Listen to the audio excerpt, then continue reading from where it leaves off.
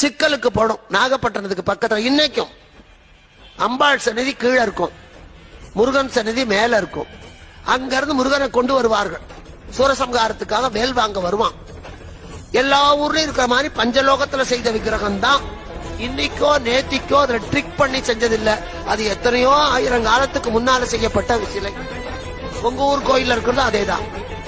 அந்த விக்கிரகத்தை எடுத்துக்கொண்டு வருவார்கள். அம்பாள் சந்நிதியில நிறுத்தி மந்திரங்களை சொல்லி சொல்லி குறுக்கி நடுக்கி சாமியை கொண்டு போவார்கள். அம்பாள் கையிலிருந்து வேலை வாங்கி முருகன் கிட்ட கொடுப்பாங்க. அந்த வேலை வாங்குற போது அந்த செப்பு திருமேனியில முத்து முத்தா வியர்க்கும்.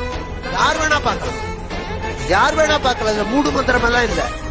அது அந்த அர்ச்சகர் அந்த முகத்தை எல்லாம் துடைப்பார். முருகனோட முகத்தை தொடச்சி தொடச்சு அந்த வேல் வாங்கி முடிக்கிறதுக்குள்ள அந்த துண்டு ஈரமா போயிடு, புழிஞ்சா தண்ணி சொட்டும். இது எதை சொல்றது? இதுல என்ன ட்ரிக் இருக்கு? அற்புதம்.